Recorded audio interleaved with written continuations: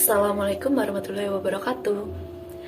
Perkenalkan, saya Aulia Faradita dengan NIM 2122313, Prodi Ekonomi Syariah Universitas Alma-Ata Yogyakarta. Baik, di kesempatan kali ini saya akan menjelaskan mengenai kebijakan fiskal dari tinjauan Islam dan mainstream. Sebagai penugasan UAS, mata kuliah dasar ekonomi Islam yang diampu oleh Bapak Al-Haq Kamal SEIMA. Sebelumnya, ada yang tahu nggak apa itu kebijakan fiskal? Kebijakan fiskal diartikan sebagai langkah-langkah pemerintah untuk membuat perubahan-perubahan dalam sistem pajak atau dalam perbelanjaannya yang bertujuan mengatasi masalah-masalah ekonomi yang dihadapi. Kebijakan fiskal menurut ekonomi Islam diharapkan melaksanakan fungsi alokasi, distribusi, dan stabilisasi dalam suatu negara yang mempunyai ciri khas tertentu dari nilai orientasi, dimensi etik, dan sosial dalam pendapatan dan pengeluaran negara Islam. Selanjutnya yaitu mengenai ciri-ciri kebijakan fiskal dalam sistem ekonomi Islam, yaitu meliputi pertama, pengeluaran negara dilakukan berdasarkan pendapatan, sehingga jarang terjadi defisit anggaran. Yang kedua, sistem pajak proporsional. Pajak dalam ekonomi Islam dibebankan berdasarkan tingkat produktivitas. Ketiga yaitu penghitungan zakat berdasarkan hasil keuntungan, bukan pada jumlah barang. Nah, apa saja sih instrumen kebijakan fiskal itu? Dalam perspektif ekonomi konvensional, Adi Warman Akarim menjelaskan bahwa dalam struktur anggaran pendapatan belanja negara atau APBN, terdapat beberapa instrumen atau alat dan cara yang digunakan untuk menghimpun dana guna menjalankan pemerintahan. Antara lain yaitu yang pertama, melakukan bisnis. Pemerintah dapat melakukan bisnis seperti perusahaan lainnya, misalnya dengan mendirikan badan usaha milik negara atau BUMN. Seperti halnya perusahaan lainnya, dari perusahaan negara diharapkan memberikan keuntungan yang dapat digunakan sebagai salah satu sumber pendapatan negara. Yang kedua yaitu pajak. Penghimpunan dana yang umum dilakukan adalah dengan cara menarik pajak dari masyarakat. Pajak dikenakan dalam berbagai bentuk, seperti pajak pendapatan, pajak penjualan, pajak bumi dan bangunan, dan lainnya. Pajak yang dikenakan kepada masyarakat tidak dibedakan terhadap bentuk usahanya, sehingga dapat menimbulkan ketidakstabilan. Pajak juga dibebankan oleh produsen kepada konsumen dengan menaikkan harga barang atau jasa. Yang ketiga yaitu meminjam uang. Pemerintah dapat meminjam uang dari masyarakat atau sumber-sumber yang lain, yaitu dengan syarat harus dikembalikan di kemudian harinya. Masyarakat harus mengetahui dan mendapatkan informasi yang jelas bahwa di kemudian hari mereka harus membayar pajak yang lebih besar untuk membayar hutang yang dipinjam misal hari ini. Meminjam uang hanya bersifat sementara dan tidak boleh dilakukan secara terus-menerus. Dalam perspektif ekonomi Islam, kebijakan fiskal memiliki dua instrumen. Yang pertama yaitu kebijakan pendapatan, yang tercermin dalam kebijakan pajak. Yang kedua yaitu kebijakan belanja atau pengeluaran. Nah, kedua instrumen tersebut akan terlihat dalam anggaran belanja negara. Yang selanjutnya yaitu mengenai instrumen kebijakan fiskal yang terekam di awal pemerintahan Islam, yaitu yang pertama peningkatan pendapatan nasional dan tingkat partisipasi kerja. Yang kedua adanya kebijakan pajak. Yang ketiga yaitu anggaran.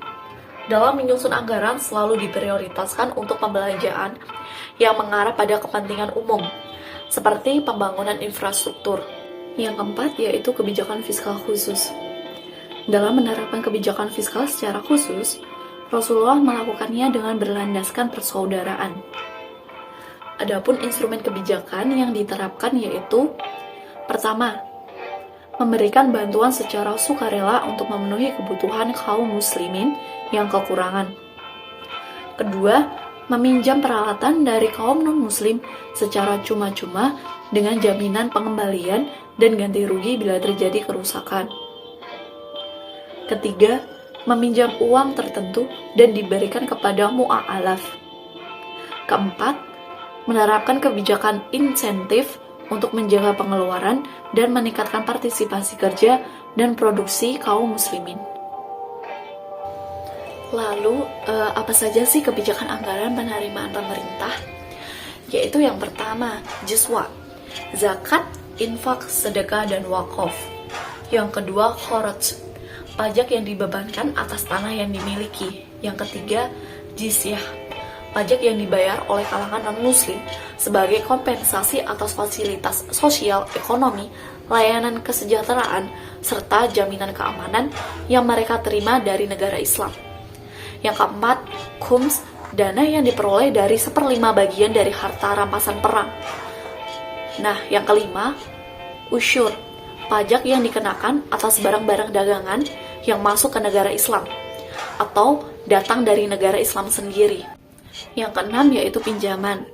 Pinjaman atau utang, baik luar negeri maupun dalam negeri, dalam Islam, sifatnya hanyalah sebagai penerimaan sekunder. Kenapa sebagai penerimaan sekunder?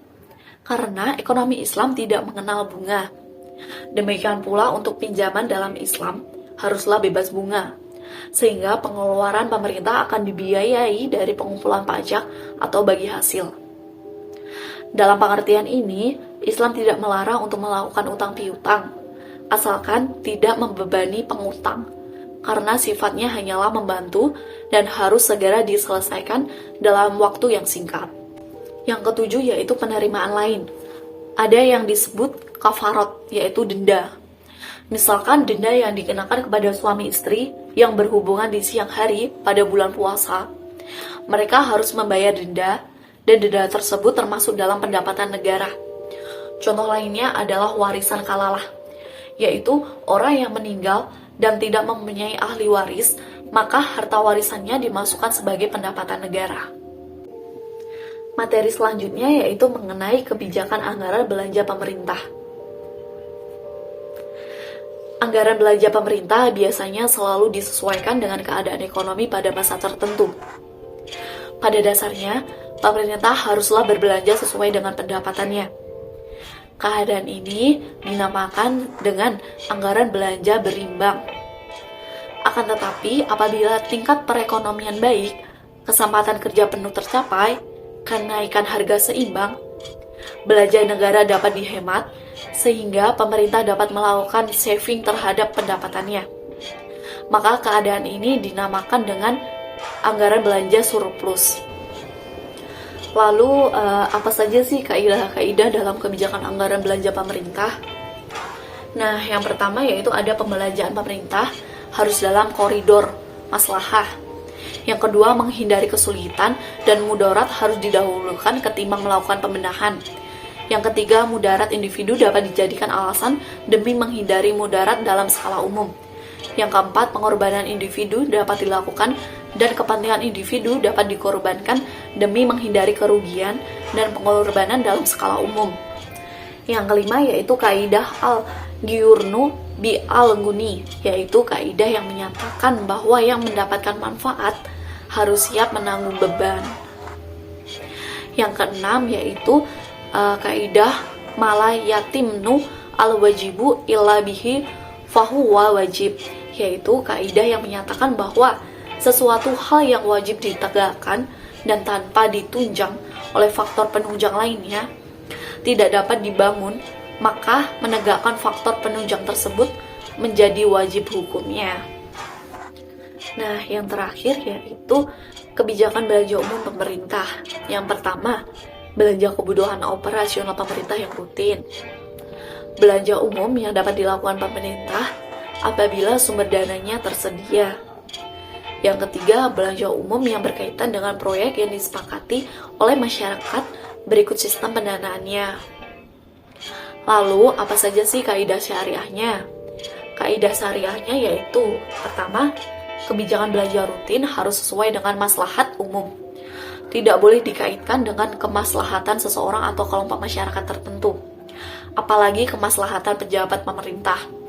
Kedua, kaidah efisiensi dalam belanja rutin, yaitu mendapatkan sebanyak mungkin manfaat dengan biaya yang semurah-murahnya. Kaidah ini akan membawa pemerintah jauh lebih dari sifat mubazir dan kikir. Di samping alokasinya, harus pada sektor-sektor yang sesuai syariah. Yang ketiga, prinsip keadilan. Artinya, tidak hanya berpihak pada orang kaya saja dalam pembelanjaannya. Yang keempat, prinsip komitmen dengan aturan syariat. Maka alokasi belanja negaranya boleh pada hal-hal yang mubah dan menjauhi dari yang haram. Yang kelima, komitmen dengan skala prioritas syariah. Dimulai dari yang wajib, sunnah, mubah atau darurah, hajiyat, dan kamaliyah. Nah, itu tadi penjelasan materi mengenai kebijakan fiskal dari tinjauan Islam dan mainstream. Dapat disimpulkan bahwa kebijakan fiskal dapat diartikan sebagai langkah-langkah pemerintah untuk membuat perubahan-perubahan dalam sistem pajak atau dalam pembelanjaannya, yang bertujuan mengatasi masalah-masalah ekonomi yang dihadapi. Perbedaan mendasar dari kebijakan fiskal Islam dengan konvensional atau modern adalah terkait kesejahteraan yang akan dicapai, di mana konsep kesejahteraan hidup yang ingin dicapai dalam kebijakan fiskal konvensional atau modern adalah untuk mendapatkan keuntungan maksimum bagi individu dalam kehidupan tanpa memandang kebutuhan spiritual manusia. Sementara dalam sistem Islam, konsep kesejahteraannya sangat luas, meliputi kehidupan di dunia dan di akhirat, serta peningkatan spiritual lebih ditekankan daripada pemilikan material. Sekian penjelasan materi dari saya. Kurang lebihnya saya mohon maaf. Wassalamualaikum warahmatullahi wabarakatuh.